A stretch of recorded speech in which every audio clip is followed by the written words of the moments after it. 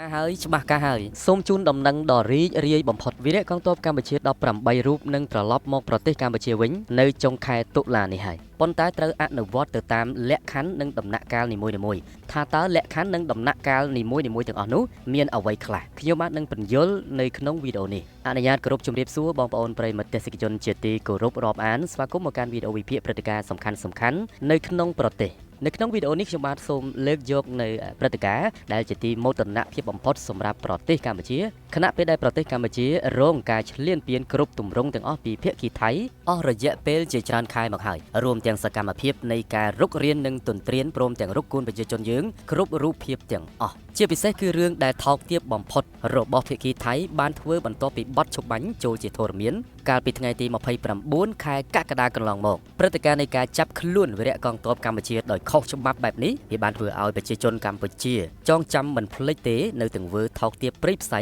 របស់ភាគីយោធាថៃព្រមទាំងថ្កោលទោសយ៉ាងដាច់អហង្ការចំពោះភាគីថៃដែលមិនទទួលស្គាល់ការពិតហើយប្រើល្បិចដ៏ខ្មៅកក្រិចមួយនេះបាទកុំឲ្យខាតពេលសូមគោរពអញ្ជើញបងប្អូនតាមដានទេសនាជាមួយខ្ញុំដូចតទៅប៉ុន្តែមុននឹងទេសនាបងប្អូនសូមផ្ដល់កម្លាំងចិត្តបានចុច like ចុច share ក៏ដូចជា comment ព្រមទាំង subscribe ម្នាក់មួយដើម្បីទទួលបានវីដេអូវិភាគព្រឹត្តិការណ៍និងព្រឹត្តិការណ៍សំខាន់ៗរបស់ប្រទេសយើងជារៀងរាល់ថ្ងៃប្រសាសន៍របស់លោកប្រាក់សុខុនរដ្ឋមន្ត្រីការបរទេសនិងកិច្ចសហប្រតិបត្តិការអន្តរជាតិនៅក្នុងដំណើរមាតុភូមិនិវត្តន៍បន្ទាប់ពីកិច្ចប្រជុំចតុភាគីនៅទីក្រុងកូឡាឡាំពួរនៃប្រទេសម៉ាឡេស៊ីកាលពីម្សិលមិញនេះលោកបានធ្វើបទសម្ភាសន៍មួយពាក់ព័ន្ធជាមួយនឹងដំណើរការដែលភាគីថៃនិងកម្ពុជាព្រមព្រៀងគ្នាដើម្បីបន្តដោះស្រាយបញ្ហាចំនួននេះឲ្យឈានទៅរកភាពជោគជ័យមួយនៅក្នុងនោះគេសង្កេតឃើញនៅចំណុចទាំង4ដែលត្រូវអនុវត្តជាបណ្ដើរ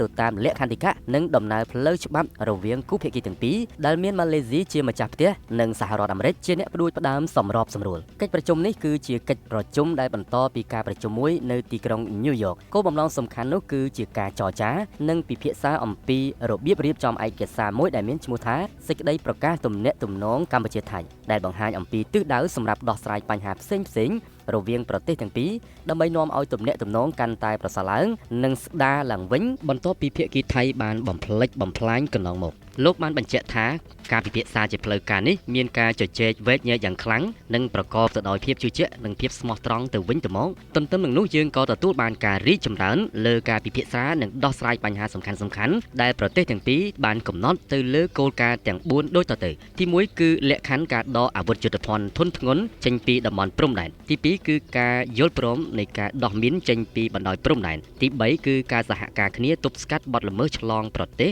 ដូចជា scam ជាដើមនិងទី4គឺការដោះស្រាយបញ្ហាឈ្លានពានព្រំដែននានាលក្ខខណ្ឌទាំង4នេះត្រូវបានពិភាក្សាហើយក៏មានការរីកចម្រើនជាពិសេសគឺលើបញ្ហាដកទ័ពនិងការដោះមានចេញពីតំបន់ព្រំដែនបងប្អូនជនរួមជាតិជាទីគោរពរាប់អានកន្លងមកបងប្អូនបានឃើញហើយថាសកម្មភាពរបស់ភាគីថៃ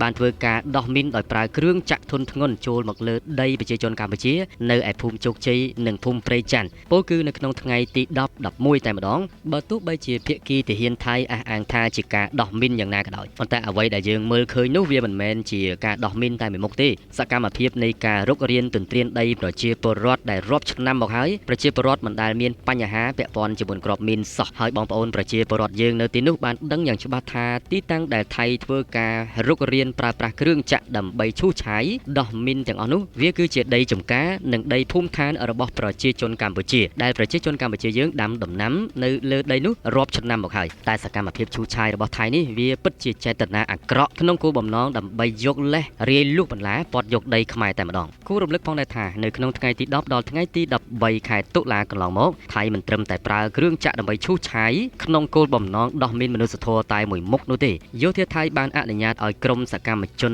ជ្រុលនិយមរបស់ខ្លួនធ្វើសកម្មភាពរកគួនគំរាមកំហែងដោយប្រើប្រាស់ឧបករណ៍បំពងសម្លេងកម្រិតខ្ពស់រំខានការសម្រាកសម្រានរបស់បងប្អូនប្រជាជនកម្ពុជានៅក្នុងភូមិព្រៃច័ន្ទនិងភូមិជោគជ័យទៀតផងសកម្មភាពនោះត្រូវបានថមថយនិងសម្រាករយៈពេល3ថ្ងៃហើយបន្តចូលមកដល់ថ្ងៃទី17ខែតុលាឆ្នាំ2025ក្រុមសកម្មជនជ្រុលនិយមអាចរបស់ថៃក៏បានធ្វើសកម្មភាពបន្ថែមទៀតដោយការប្រើប្រាស់ឧបករណ៍បំពងសម្លេងកម្រិតខ្ពស់ជាងមុនដែលមានកម្រិតចំនួនច្រើនបំផុតដើម្បីធ្វើការបន្លឺសម្លេងរំខានដល់ប្រជាជនកម្ពុជាម្ដងទៀតប៉ុន្តែដោយសារតែកម្លាំងច្បាប់អន្តរជាតិវាយសង្គ្រប់លើពពួកអស់នេះធ្វើឲ្យពួកគេបានខកខាននិងរើឧបករណ៍សម្ភារៈត្រឡប់ទៅផ្ទះវិញរកតែប្រាស់អាយុដោយពួកគេបានប្រតិបត្តិការ ត្រឹមតែរយៈពេល1ម៉ោងប៉ុណ្ណោះគឺនៅថ្ងៃល្ងាចទី17ខែតុលាឆ្នាំ2025កន្លងមកអរគុណបងប្អូនខ្ញុំសូមរំលឹកតែប៉ុណ្្នឹងចុះឥឡូវនេះយើងក៏លេខមកមើលកិច្ចការបន្តដែលត្រូវអនុវត្តដើម្បីដោះលែងវីរៈកងទ័ពកម្ពុជាទាំង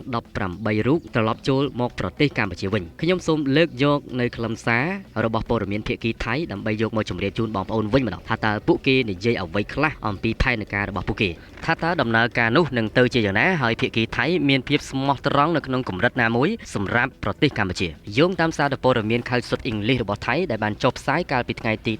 18ខែតុលាឆ្នាំ2025ម្សិលមិញនេះលោកស៊ីហាសាក់បានបង្ហាញថាការពិភាក្សាចតុភាគីកំពុងតែមានការរីកចម្រើននៅក្នុងការរៀបចំសេចក្តីប្រកាសទំនាក់ទំនងថៃកម្ពុជាហើយបានបញ្ជាក់ថាការដោះលែងយោធារបស់កម្ពុជាចំនួន18នាក់នឹងត្រូវបានអនុវត្តតាមនីតិវិធីរបស់ថៃរដ្ឋមន្ត្រីការបរទេសលោកស៊ីហាសាក់បានបង្ហាញថាម្សិលមិញគឺមានការជួបប្រជុំ4ភាគីនៅទីក្រុងកូឡាឡាំពូដែលគាត់បានចូលរួមជាមួយនឹងនាយករដ្ឋមន្ត្រីរងនិងរដ្ឋមន្ត្រីការបរទេសកម្ពុជារដ្ឋមន្ត្រីការបរទេសម៉ាឡេស៊ីជាប្រធានអាស៊ាននិងអនុរដ្ឋមន្ត្រីការបរទេសសហរដ្ឋអាមេរិកកិច្ចប្រជុំនេះបានបន្តអំពីកិច្ចប្រជុំនៅទីក្រុងញូវយ៉កផងដែរគោលបំណងគឺដើម្បីចរចានិងពិភាក្សាអំពីការរៀបចំឯកសារមួយដែលមានឈ្មោះថាសេចក្តីសម្រេចប្រកាសទំនាក់ទំនងថៃកម្ពុជាដែលបង្ហាញអំពីទិសដៅសម្រាប់ដោះស្រាយបញ្ហាផ្សេងៗរវាងប្រទេសទាំងពីរដើម្បីនាំឲ្យទំនាក់ទំនងកាន់តែប្រសើរឡើងនិងស្ដារឡើងវិញលោកស៊ីហាសាក់បាននិយាយថាការពិភាក្សាជាផ្លូវការនេះមានការជជែកយ៉ាងខ្លាំងនិងស្មោះត្រង់ហើយនឹងឃើញអំពីការរីកចម្រើនអំពីបញ្ហាសំខាន់ៗដែលនាយករដ្ឋមន្ត្រីថៃបានកំណត់ថា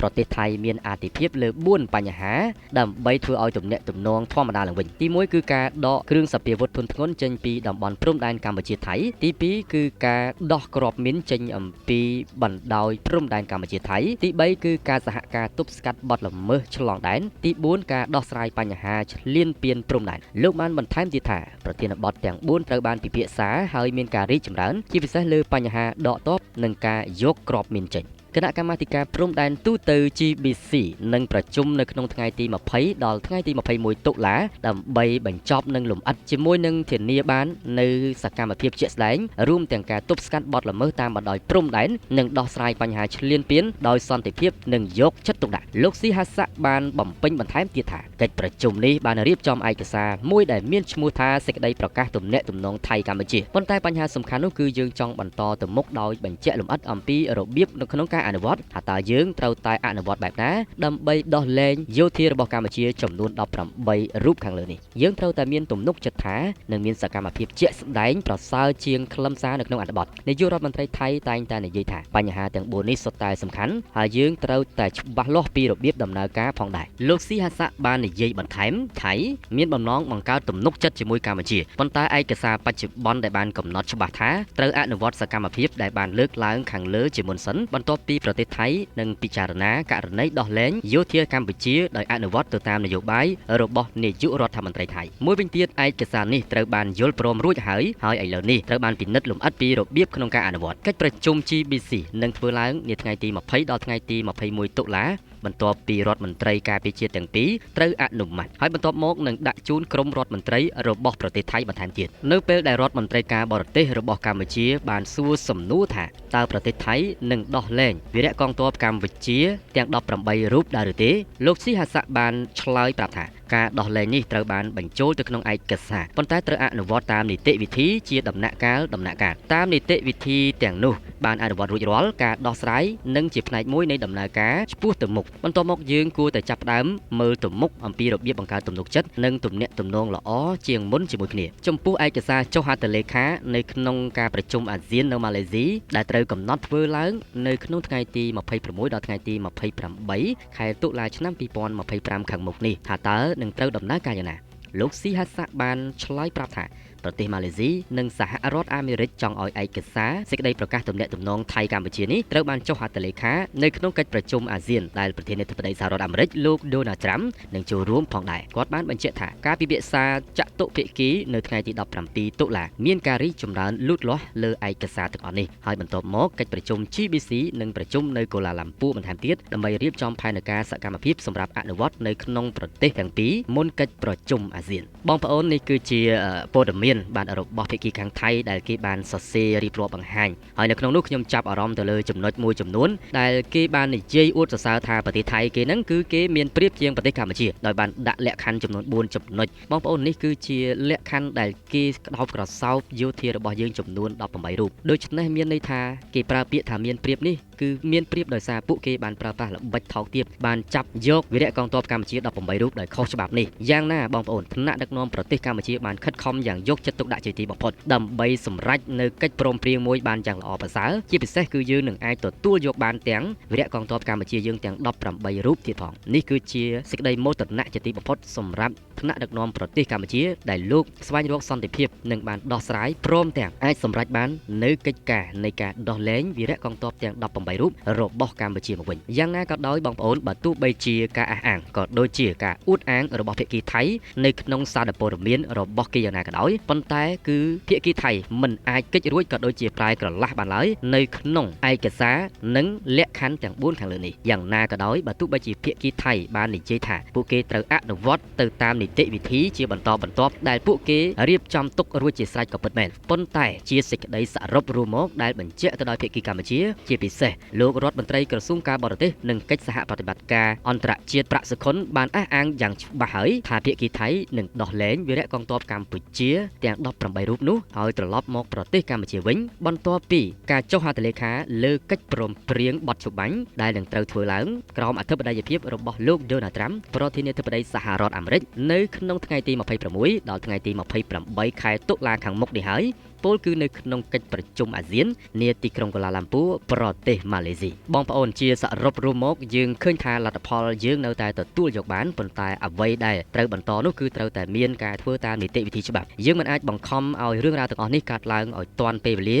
ទៅតាមអ្វីដែលបងប្អូនចង់បាននិងខ្ញុំចង់បានទេបងប្អូនយ៉ាងខ្ញុំទាំងគេនៅក្នុងអារម្មណ៍សប្តាហ៍នេះគឺពិតជានឹករលឹកទៅដល់វីរៈកងទ័ពទាំង18រូបហើយនឹងមានសេចក្តីសោកស្ដាយជាទីបំផុតនៅទុក្ខវេទនារបស់ប្រជាជនយើងនាពេលបច្ចុប្បន្ននេះយ៉ាងណាក៏យើងរងចាំបានដែរដើម្បីទុកឱកាសពេលវេលាដ៏ស័ក្តិសមបំផុតសម្រាប់ថ្នាក់ដឹកនាំរបស់យើងដែលលោកបានខិតខំប្រឹងប្រែងយកអស់កម្លាំងកាយចិត្តនិងប្រើប្រាស់វិធីយុទ្ធសាស្ត្រការទូតច្បាប់អន្តរជាតិយ៉ាងមានប្រសិទ្ធភាពនិងមានបទពិសោធន៍លើសអ្វីទាំងអស់ហើយយើងនឹងបន្តរងចាំមើលថាតើភាគីថៃនឹងប្រគល់វីរៈកងទ័ពកម្ពុជាទាំង18រូបដែលឬយ៉ាងណាប្រសិនបើលើកនេះថៃមិនធ្វើតាមកិច្ចព្រមព្រៀងនេះមួយទេអន្តរជាតិនឹងមានសិទ្ធិគ្រប់បែបយ៉ាងដើម្បីចាត់ការថៃហើយបងប្អូនចាំតែមើលចុះលើកនេះមិនមែនធម្មតាទេបងប្អូនកាលពីមុនបើទោះបីជាកន្លងមកភាគីថៃនិយាយបាត់ដៃខ្នងដៃពាក់ព័ន្ធជាមួយសកម្មភាពនៃការទទួលយកបទជបាញ់ក្រោមអធិបតេយ្យភាពរបស់សហរដ្ឋអាមេរិកនិងចិនកាលពីថ្ងៃទី29ខែកក្កដាឆ្នាំ2025និងថ្ងៃទី7ខែសីហាឆ្នាំ